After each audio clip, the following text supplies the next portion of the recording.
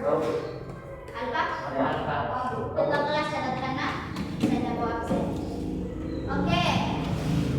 Hari ini kita akan belajar tentang konservasi alam dan lingkungan. Jadi di sini kita akan belajar tentang bagaimana kita menjaga alam. Sebelumnya saya tanya dulu, pernah dengar istilah konservasi enggak? Nah, konservasi belum pernah dengar? Belum. Jadi, di awal konservasi ini caranya kita untuk menjaga alam supaya alam kita tidak tercemar, misalnya menghindari penebangan pohon secara ilegal atau sembarangan, membuang sampah. Nah, itu termasuk dari istilah dari konservasi. Nah, bisa kita lihat, bisa kita baca sama-sama konservasi alam dan lingkungan, di mana konservasi alam dan lingkungan adalah upaya untuk menjaga dan melindungi ekosistem alami serta sumber daya alam yang ada di dalamnya. Jadi bagaimana upaya kita supaya ekosistem, kalau istilah ekosistem enggak? Lingkungan kita yang misalnya sudah lengkap ada air, udara, apalagi pohon, rumput, bunga-bunga itu kan termasuk ekosistem. Ada hewan-hewannya juga. Jadi bagaimana supaya ekosistem ini terjaga itu tergantung dari kita. Caranya kita menjaga dan melindungi lingkungan kita supaya terhindar dari yang namanya pencemaran lingkungan. Oke. Nah, bisa kita lihat terdapat pemahaman konsep konservasi. Yang pertama itu definisi konservasi. Bisa kita baca sama-sama bahwa konservasi adalah tindakan perlindungan, pemeliharaan, dan pengelolaan sumber daya alam yang dilakukan secara bijaksana. Sudah saya jelaskan tadi toh, bahwa konservasi itu bagaimana caranya kita supaya misalnya dalam satu lingkungan sekolah ini pokoknya tetap ada, binatang-binatang atau hewan-hewannya tetap ada, sumber airnya ada, itu namanya ekosistem lengkap. Nah, kalau misalnya kita lingkungan sekolah kita tidak ada pohonnya, lengkapnya ekosistemnya? Nah, karena tidak ada ekosistem tumbuhannya.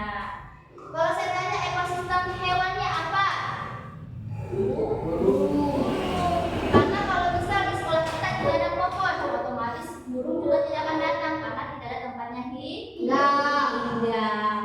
Sama hidup juga, tempatnya bikin sarang, tempatnya bertelur. Nah, kalau tidak ada pohon, otomatis ekosistem hewannya juga tidak ada. Kemudian tujuan konservasi menjaga keseimbangan ekosistem, melindungi keanekaragaman hayati, dan memastikan keberlanjutan sumber daya. Jadi, kalau pasti kita bertanya, kenapa harus ada konservasi? Kenapa harus kita yang menjaga lingkungan, toh? Nah, di sini bisa kita lihat bahwa kalau misalnya kita tidak melakukan konservasi atau tidak menjaga lingkungan kita, tidak akan seimbang. Contoh tadi, tidak ada biji pohonnya, otomatis burung juga tidak ada. Maka ekosistem kita tidak imbang karena tidak ada ekosistem tumbuhan, tidak ada ekosistem hewan. Nah, sedangkan kita juga manusia butuh yang namanya tumbuhan. Karena kita mendapat oksigen dari tumbuhan. Kemudian prinsip konservasi melindungi, memperbaiki, memanfaatkan sumber daya alam secara berkelanjutan. Artinya kita harus melindungi, memperbaiki agar sumber daya alam, tahu artinya sumber daya alam? Tahu. Sumber daya yang yang ada di lingkungan kita, tahu? Misalnya bisa kita lakukan secara berkelanjutan. Artinya kalau kita menjaga ekosistem kita akan terjaga, kita bisa memanfaatkannya secara terus-menerus. Beberapa tahun ke depan kita masih bisa menggunakan, misalnya kita menjaga ekosistem laut. Contoh lainnya ekosistem laut, kita bisa mengkonsumsi ikan secara terus-menerus. Ekosistem lautnya terjaga, maka ikan-ikan ataupun hewan-hewan yang ada di laut juga terjaga. Sehingga kita juga bisa memanfaatkan itu secara terus-menerus. Oke, sampai sini ada yang mau tanyakan? Ya. Paham toh? Oke. Kemudian selanjutnya pentingnya konservasi alam. Ada berapa kali kita jelaskan? Pertama ada menjaga manfaat ekonomi, dampak sosial. Nah, kita ke menjaga ekosistem dulu. Menjaga ekosistem, di mana konservasi alam menjaga keseimbangan ekosistem dan melindungi habitat bagi beragam spesies. Artinya di sini bisa melindungi habitat dari beragam spesies. Contohnya, kalau kita jaga di pohon di depan kelas kita, bukan cuma satu jenis burung saja yang ada hinggap. Ada berapa jenis burung? Burung apa saja yang sering dilihat? Burung gereja, apalagi burung cuy-cuy. Itu sudah beda spesies nih. Ada lagi nama capung, kupu-kupu, apalagi belalang. Ya itu sudah beda spesies. Sehingga kalau kita menjaga keseimbangan ekosistem, maka kita sudah melindungi beberapa spesies. Contoh tadi, ternyata kalau kita jaga cuma satu pohon nih kita jaga, cuma satu ekosistem nih kita jaga, cuma kita jaga ekosistem tumbuhan. Tapi dengan satu ekosistem itu kita bisa menyelamatkan beberapa spesies. Bisa dipahami? Oke. Kemudian manfaat ekonomi. Konservasi alam mendukung industri pariwisata alam dan pemanfaatan sumber daya alam secara berkelanjutan. Artinya, contoh kalau kita kan sering sekarang ada penebangan liar toh, kayak tebang semua nakasi bundur hutan, dan mengambil itu balonnya, dan mengambil kayunya itu pohon, dan gunakan bikin rumah, atau nah kalau kita menjaga, maksudnya kalau boleh kita menebang, tapi kita juga harus mengkonservasi. Artinya kita sudah menebang, harus lagi agar tetap dan nah kalau kita melakukan konservasi begitu, maka ekonomi juga akan berkembang. Artinya kita ini pohonnya sudah besar, kita potong, kita jual kayunya, tapi kita tanam lagi, kemudian besar lagi, kita jual lagi, itu bisa memiliki manfaat bagi ekonomi. Kemudian dampak sosial. Konservasi alam melibatkan masyarakat lokal dan menjaga kearifan tradisional dalam mengelola lingkungan. Contohnya kita di bagian Tanggetada, apa tradisinya? Maksudnya kearifan lokalnya apa? Contohnya kapurung. Kapurung terbuat dari apa? Sagu pokoknya ditanam toh. Kalau kita jaga kelestariannya atau kita melakukan kita jaga kelestariannya yang bisa, kita akan bisa mengkonsumsi makanan kapurung setiap harinya, karena kita tidak akan kehabisan ataupun habitatnya tidak rusak.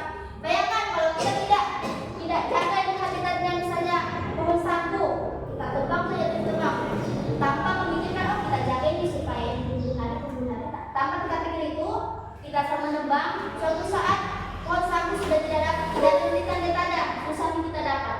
Bagaimana caranya kita makan sagu lagi?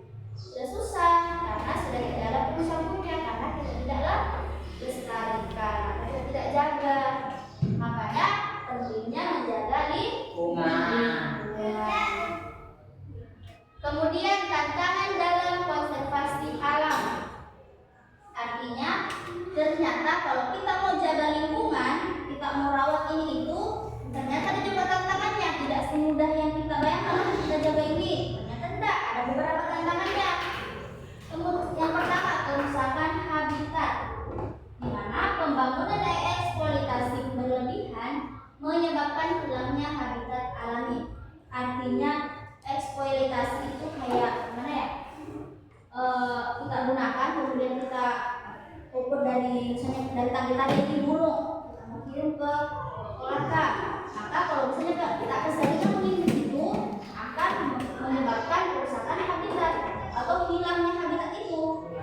So, misalnya contoh burung cuy-cuy cuma ada di tangki-tangki. Bisa ya contoh ya.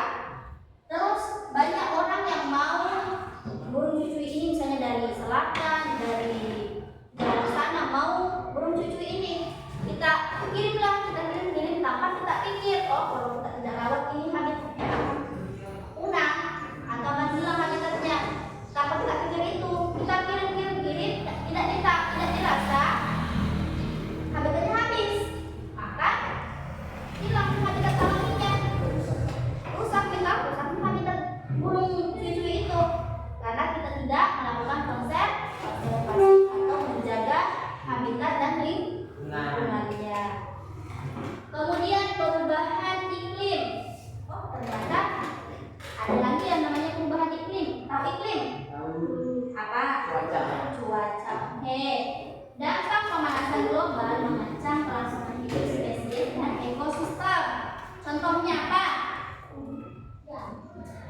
Contohnya pemanasan global.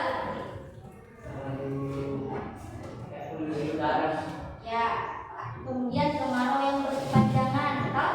Misalnya kita kena kemarau selama 3 bulan, tidak bisa kan ekosistem. Kekeringan loh, sehingga baik ekosistem tumbuhan, ekosistem hewan, ekosistem daratan akan rusak.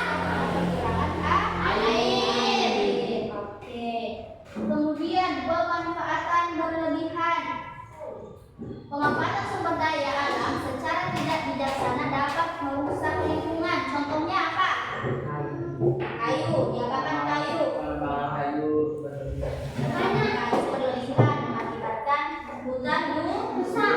Gundul. Hutan gundul, pernah lihat hutan gundul enggak? Pernah lihat di Bukala enggak? Ada bangunan pabrik toh kan? Yang sebelumnya kan hijau, sekarang dia di pabrik jadi merah sekarang karena sudah tidak ada pohonnya. Nah itu kalau misalnya hujan datang, hujan besar, gampang nih longsor karena tidak ada nih akar kayu yang menjaga kestabilan tanah itu. Biasanya menjaga kan, jadi longsor.